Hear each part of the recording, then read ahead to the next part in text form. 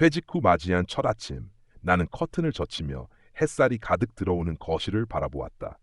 인터넷에서 사진을 보며 완벽하다고 생각했던 바로 그 집, 드디어 내 눈앞에 있었다. 밝은 베이지 톤의 벽, 널찍한 거실, 은은하게 빛나는 나무 바닥. 처음에는 모든 게 꿈만 같았다. 하지만 첫 발을 내디딘 순간 작은 불안이 스며들었다. 현관에서 바로 맞이하는 좁은 복도, 복도 끝에 위치한 화장실 문이 열대바다 부딪히는 공간, 생각보다 낮은 천장 높이. 사진에서는 전혀 느껴지지 않던 작은 단점들이 눈에 들어오기 시작했다. 주방으로 향하며 나는 혼잣말을 했다. 그래도 이 정도면 괜찮겠지. 처음에는 그렇게 스스로를 위로하며 집안을 구석구석 둘러보았다. 베란다에 나서니 햇살이 내 얼굴을 따뜻하게 스쳤다. 아파트 단지 바로 옆에 있는 작은 공원에서는 아이들이 뛰어놀고 있었고 새들의 지저귀이 조용히 들려왔다. 마음 한켠에는 안도감이 자리 잡았다. 여기서라면 은퇴 후에 여유로운 생활이 가능하겠구나. 하지만 그 순간 나도 모르게 마음 한구석이 스산해졌다. 베란다 난간 너머로 보이는 옆집 창문. 그 안에서는 누군가가 끊임없이 소리를 내며 무언가를 정리하고 있었다. 아주 사소한 소음이었지만 나의 마음속에 불안을 심기 시작했다. 혹시 생각보다 시끄러운 동네는 아닐까? 저녁이 되자 집의 또 다른 면이 모습을 드러냈다. 거실 조명을 켜자 벽에 작은 균열이 눈에 띄었고 창문 틈새로 스멀스멀 들어오는 찬바람은 예상보다 강했다. 주방 싱크대 물 틈새에서 나는 미묘한 물 냄새. 사진으로는 전혀 볼 수 없던 현실이었다. 나는 소파에 앉아 깊은 한숨을 내쉬었다. 은퇴 후 편안하게 지낼 집이라고 생각했지만 이미 첫날부터 여러 문제들이 눈앞에 펼쳐지고 있었다. 이 집이 정말 내가 상상했던 행복을 줄 수 있을까? 그리고 순간 나는 스마트폰을 들고 사진을 다시 보았다. 처음 이 집을 클릭하며 마음이 설렜던 그 장면. 그때 느꼈던 기분과 지금 느끼는 감정이 너무나 달랐다. 나는 화면 속 내 표정을 바라보며 속으로 말했다. 처음엔 완벽해 보였는데 혹시 여러분도 이런 경험 해보신 적 있으신가요? 이 질문은 마치 스스로를 달래기 위한 독백 같았지만 동시에 누군가와 공유하고 싶은 마음이 생겼다. 사람들은 늘 처음의 인상에 속곤한다. 나도 그랬다. 사진 속 집은 이상적인 공간으로 보였지만 현실은 그 이상과는 거리가 있었다. 창밖으로 다시 공원을 바라보았다. 아이들의 웃음소리가 점점 멀어지고 해질녘 붉은 하늘이 집안 깊숙이 들어오기 시작했다. 그때 문득 어디선가 작은 물체가 떨어지는 소리가 들렸다. 아주 잠깐, 하지만 분명히. 심장이 조금씩 조여오는 듯한 기분. 이 집에서의 생활 정말 괜찮을까? 이 순간 나는 결심했다. 앞으로 일어날 일들을 담담히 받아들이고 모든 경험을 기록해야겠다고. 하지만 동시에 첫날부터 생긴 불안은 쉽게 사라지지 않을 것 같았다. 그리고 나는 알지 못했다. 이 작은 소리 하나가 앞으로의 삶에 어떤 파장을 불러올지. 퇴직 후 집에서 맞이한 두 번째 아침, 나는 어제 느낀 미묘한 불안을 떨쳐내려 했었다. 햇살은 여전히 밝았고 공원에서는 아침 운동을 하는 사람들이 분주하게 움직이고 있었다. 하지만 그 평화로운 풍경과 달리 집안의 문제들은 서서히 나를 압박하고 있었다. 첫 번째 불편은 계단이었다. 2층 구조의 작은 집은 사진에서는 전혀 문제가 없어 보였지만 나의 허리와 무릎은 이미 첫날부터 경고를 보내고 있었다. 아침마다 계단을 오르내리며 숨이 차고 발걸음 하나하나가 조심스러워졌다. 이 정도야 괜찮겠지라고 스스로를 설득했지만 하루가 갈수록 피로는 누적되었다. 주방 또한 점점 나를 괴롭혔다. 싱크대의 수납 공간은 너무 작아서 냄비와 식기를 정리할 때마다 뒤엉키는 느낌이 들었다. 작은 찬장 문을 열 때마다 손끝이 스치며 소리를 내고 그 소리는 하루 종일 나를 자극했다. 이 집은 처음엔 예쁘게 보였지만 이렇게 살아보니 불편함이 더 크구나. 그리고 동네 소음. 처음엔 새들의 지저임과 아이들의 웃음이 좋았지만 점점 작은 소음들이 신경을 잡아먹었다. 이웃집 문 여닫는 소리, 가끔씩 들리는 강아지 짖는 소리, 심지어 밤에는 어디선가 들려오는 수도관 소리까지. 처음에는 전혀 느끼지 못했던 것들이 내 하루를 지배하기 시작했다. 하루는 설거지를 하던 중 싱크대 아래 배관에서 물이 새는 것을 발견했다. 순간 심장이 멎는 듯했다. 작은 새는 줄줄이 이어져 결국 욕실 바닥까지 번진 물이 내 발끝을 적셨다. 아! 이 집에서의 생활 생각보다 힘들겠구나. 나는 곧장 옆집 친구에게 전화를 걸었다. 혹시 나이 들어 집을 선택할 때 어떤 점들을 가장 중요하게 고려해야 할까?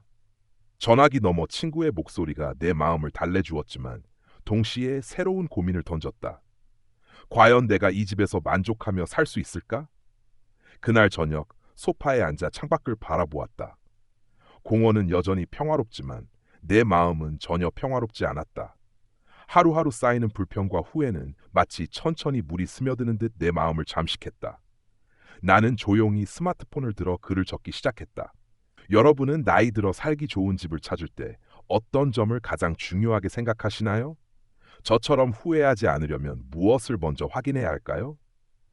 이 질문을 적으며 나는 알 수 없는 안도감을 느꼈다. 누군가와 나의 고민을 공유한다는 사실이 마음의 무게를 조금 덜어주는 듯했다. 하지만 동시에 집안 곳곳에 숨어 있는 문제들은 여전히 나를 압박하고 있었다. 작은 균열, 좁은 동선, 계단, 배관, 그리고 어쩌면 내가 아직 발견하지 못한 또 다른 문제들. 그날 밤 침대에 누워 천장을 바라보았다. 가만히 눈을 감으면 어제 들었던 작은 소리들이 떠올랐다. 베란다 난간 너머에서 느껴지는 미묘한 흔들림, 어디선가 물방울 떨어지는 소리, 그리고 창문 틈으로 스며드는 바람. 모든 것이 마치 앞으로 나를 시험하겠다는 듯 나를 압박했다. 나는 마음속으로 결심했다. 이 집에서 무언가를 바꾸거나 아니면 다른 선택을 해야겠구나. 하지만 아직 결정을 내리기에는 많은 시간이 필요했다. 내일은 또 다른 문제가 기다리고 있을 테고 나는 그 모든 것을 기록하며 해결책을 찾아야 했다. 마지막으로 스마트폰 화면을 바라보며 속으로 말했다. 여러분이라면 이런 상황에서 어떻게 하시겠어요?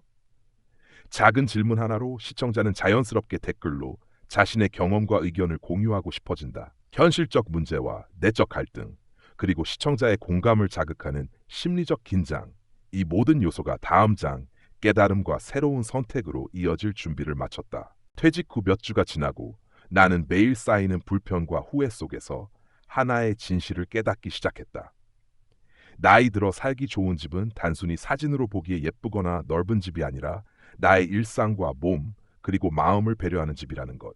첫 번째 깨달음은 동선과 구조였다. 예전 집의 계단은 처음에는 아무렇지 않게 보였지만 이제는 허리와 무릎에 부담을 주었다. 아침마다 계단을 오르내릴 때마다 숨이 차오르고 발걸음 하나하나가 조심스러워졌다. 작은 실수 하나가 사고로 이어질 수도 있다는 생각이 들었다. 어느 날 아침 커피를 들고 계단을 내려오다가 발끝이 미끄러질 뻔한 순간 나는 몸이 떨리는 걸 느꼈다. 그때 깨달았다. 더 이상 보기 좋은 집보다 살기 편한 집을 최우선으로 해야 한다고. 두 번째 깨달음은 수납과 공간 활용이었다. 작은 찬장, 협소한 싱크대, 제한된 수납 공간은 매일의 불편으로 이어졌다. 설거지를 하고 정리할 때마다 냄비와 식기가 뒤엉키고 작은 물건 하나를 찾느라 시간을 허비했다. 예전에는 정리만 잘하면 되지라고 생각했지만 나이 들어서는 작은 불편도 큰 스트레스로 다가왔다. 나는 점점 단순화된 삶을 원하게 되었다. 필요 없는 물건은 줄이고 꼭 필요한 것만 두는 삶. 작은 공간 안에서도 마음의 여유를 느낄 수 있는 삶. 세 번째 깨달음은 동네 환경과 커뮤니티였다. 처음에는 공원의 아침 풍경이 좋아 보였지만 소음과 예측할 수 없는 주변 환경은 내 마음을 잠식했다. 밤에는 인근 공사 소음과 자동차 경적 소리가 이어졌고 주말에는 동네 아이들의 소란과 이웃의 소소한 다툼까지 들려왔다. 나는 알았다. 은퇴 후의 집은 단순히 내 공간뿐 아니라 주변 환경과 조화를 이루어야 한다는 사실. 평화로운 집이 되고 싶다면 소리와 풍경, 안전까지 모두 고려해야 한다는 것을. 며칠간의 고민 끝에 나는 전문가와 상담을 하고 결국 새로운 작은 집으로 이전하기로 결정했다.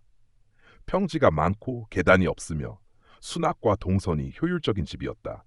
작은 마당과 조용한 이웃, 필요한 편의시설까지 가까운 곳에 있었다. 처음에는 작은 집이 불편하지 않을까 걱정했지만 생활을 시작한 첫날부터 마음이 한결 편안했다. 아침 햇살이 거실에 들어올 때 나는 깊게 숨을 내쉬며 창밖을 바라보았다. 공원에서 아이들이 뛰노는 모습과 새들의 지저귐, 조용히 흔들리는 나무들, 그 모든 것이 예전보다 더 평화롭게 느껴졌다. 찻잔을 손에 들고 소파에 앉아 있자니 오래전 친구와 함께했던 여행의 기억이 떠올랐다. 그때도 나는 편안함보다 외형에 집중했지만 지금은 삶의 질이 중요하다는 것을 뼈저리게 느꼈다. 그리고 나는 깨달았다. 은퇴 후 집의 진짜 비밀은 단순한 크기나 디자인이 아니라 삶을 편안하게 만드는 작은 디테일에 있다는 것. 계단 하나, 수납 공간 하나, 동선 하나까지 모두 내 삶의 질과 직결되어 있었다. 스마트폰을 손에 들고 나는 조용히 이야기했다. 앞으로 제가 직접 나이 들어 살기 좋은 집을 찾고 실제 경험을 공유하려고 합니다. 다음 이야기도 함께 보시면 많은 도움이 될 거예요. 창밖을 바라보았다. 작은 카페, 도서관, 산책로, 앞으로의 삶이 조금씩 눈앞에 그려졌다. 그리고 마음속으로 결심했다. 이 경험을 기록하고 공유하며 더 많은 사람들에게 도움이 되고 싶다. 하지만 동시에 나는 알고 있었다. 완벽한 집은 없고 모든 선택에는 고민이 따른다는 것을. 작은 디테일 하나가 나를 시험할 수 있고 예상치 못한 문제가 또다시 나타날 수 있다. 그래서 나는 앞으로의 경험도 계속 기록하고 공유할 것이다. 마지막으로 화면 너머의 당신에게 속삭였다. 혹시 여러분도 나이 들어 살기 좋은 집을 찾고 계신가요? 함께 그 길을 걸어가요. 저와 함께라면 작은 디테일 하나까지 놓치지 않고 후회 없는 선택을 할 수 있을 거예요. 햇살이 부드럽게 거실을 가득 채우고 새들의 지저귀이 들려오는 순간 나는 다시 한번 심호흡을 했다. 삶은 선택의 연속이고 나이 들어 살기 좋은 집을 찾는 과정은 그 선택 중 하나일 뿐이다. 하지만 이제는 알았다. 작은 디테일을 놓치지 않고 현실적 고민을 기록하며 다음 선택으로 나아가는 것이 진짜 행복이라는 것을.